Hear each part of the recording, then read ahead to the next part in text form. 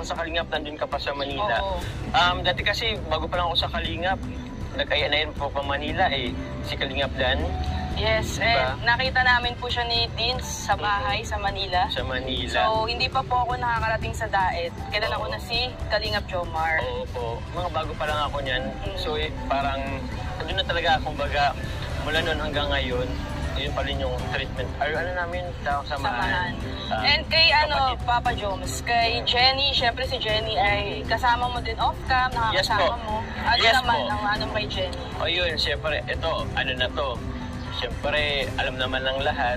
So, di ko na rin itatanggi po na nakasama ko din na talaga po si Jenny, sila Kalingap Dan, paminsan-minsan dati.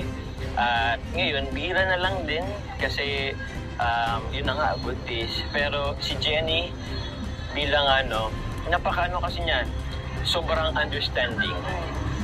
Ewan ko lang kung pero sa akin kasi parang sobrang understanding niya. Kasi hindi kasi kumbaga, hindi kasi siya sa pagiging vlogger si Jenny. Oo nga. Kalingap din naman is sa vlogging. So hindi rin mahirap kay Jenny sa sitwasyon niya yung mga nangyari before. Pero inintindihan lahat. Supportive siya. Inintindihan niya hindi lang sa kanya, hindi lang kay Dan. Kahit yung ibang tao na around Dan, inintindihan. Viewers and supporters. Laging kinoconsider yun. Kung alam nyo lang na... Good morning sa mapagpalang araw po muna sa lahat, lalo sa ating ama na si Kuya Bal Santos Patubang at Edda Vlogs Kapital Kalingap Rab, no? So dito po sa lahat ng mga viewers natin dito, sa mga Joynatic fans, no? So pabalik tayo ngayon, no? So ating direkto na po na tayo, diretsuhan na natin yung interview ni Hana dito kay Jomar, no? So dito lumalabas tuloy, no?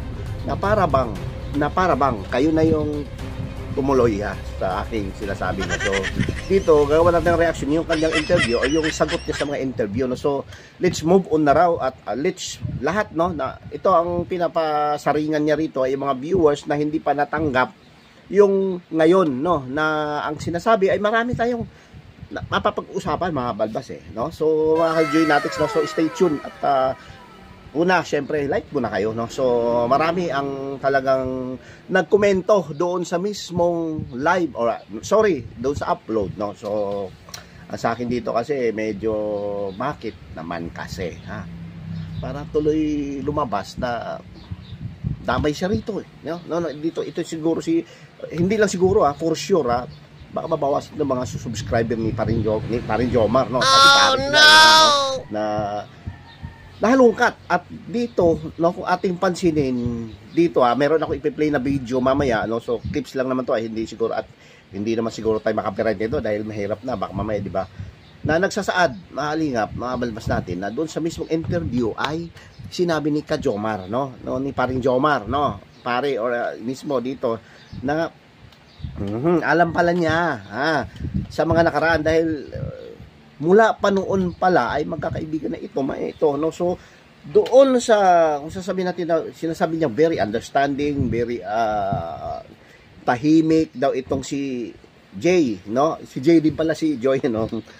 Dati, no? So ibig sabihin before pa at nung mahalungkat na natin ito, no? So paano kaya na hindi natin ito hindi na, kasi sila naman mismo nagbanggit, sila mismo na doon sa mismo interview. So ngayon ay public, at ngayon kasi dati kasi ang sabi, no, na gawing privacy nung yung kanyang ganon, no. So ngayon kasi nagpapa-interview na. So paano na lang ito, no? So magkomento kayo diyan, mag-like, importante like at komento, no. So yun, doon tuloy na laman, no. Malalaman natin dito na nagkakasama or alam pala ni Jomar ang mga gusto maniwala na may taklang sikreto na hindi talaga kayang isekreto, no? Itago, no? Dahil dati pa pala, no? So ibig sabihin may kasabwat, hindi ayoko nang banggitin yung term ng kasabwat na yun. So pinaasa yung mga fans ng tambalan na iyon, no, isa palagan na natin yung Danjoy na tambalan, no.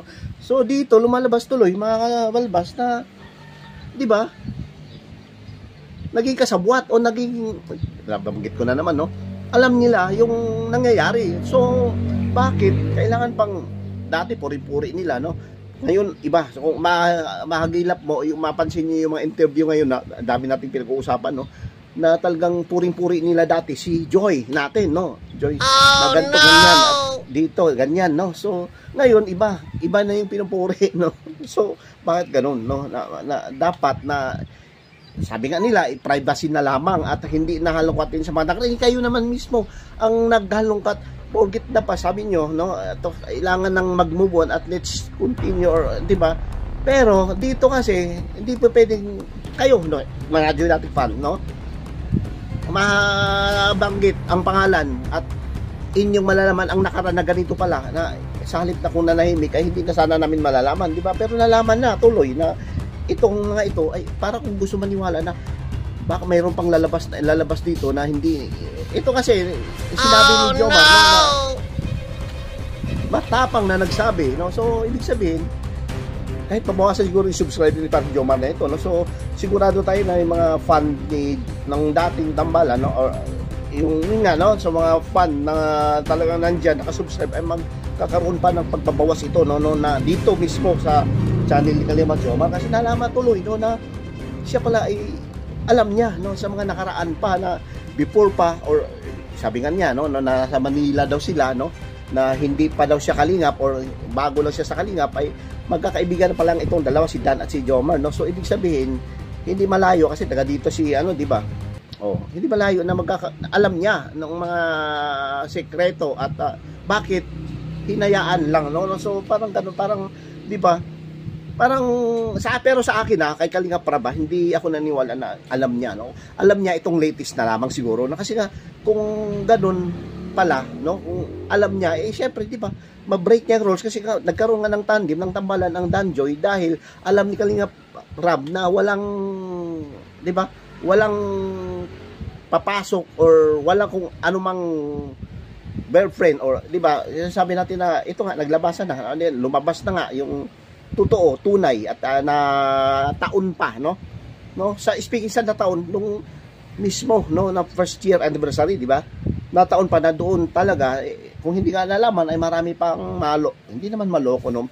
Mapapaniwala, no? Yun na lang, no? So yung term na yun, para hindi natin at least kahit paano hindi masakit sa pandinig, no? So dito sa interview, mabalbas, no?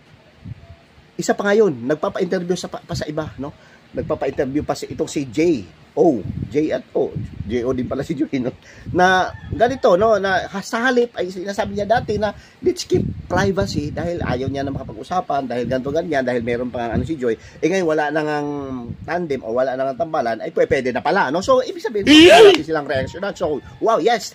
No? So dito, pansinin natin na nung ganun na sila or yung naglabasan or mga interview na kung saan ano, kung ano ang mga tinatanong ni ganto ganyan, no. So atin man makikita sa mga syempre social media, no. So nagkataon nito, no, na copying at pining pa ni Diwata natin, no, mga Geonatics, no. So dito, no, so atin pa nakakasakit, nakakasama, parang, no, hindi lang natin luwas maisip nga bakit ito, no, lahat ay parang kumbaga, di ba, pagpapanggap lamang ang ginawa, no? Parang kumbaga for what? Para saan? Sa pera? Para sa sponsor? Para sa revenue nyo? Or para sa di ba? Di ba? Pero yung dignidad at yung sinasabi kong ano man ang magiging resulta nito, no? Kasi nga inilihim nyo itinago nyo syempre, di ba, hindi naman talaga lahat ng mga lihim ay di ba, hindi mabubunyag yan. Talagang yung mga sekreto na yan, talagang mabubunyag yan, di ba? So dito nagkataon na nasabi na lahat at dito nagsasalita si Parang Jomar, ibig sabihin yari, no? Yari tayo. May butas. May nabubutasan dito si Parang Jomar na sana hindi na lang, no? Hindi na lamang siya nagpa-interview man, nabulol na ako, no?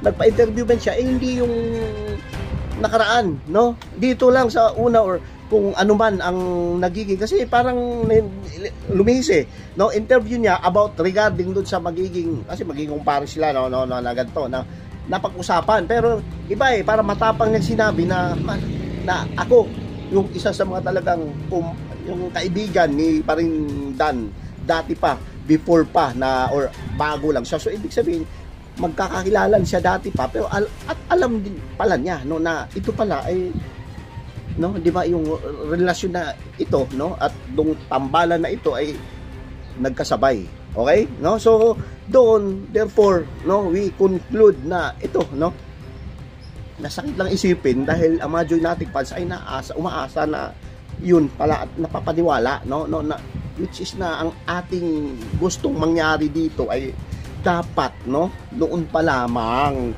paring Jomar, sinabi mo na, no, so sana sinabi mo na rin kay Kalinga Prab kung yan man ay, di ba, Kuya Prab, ito, no, para wala nang apektado, no, di ba?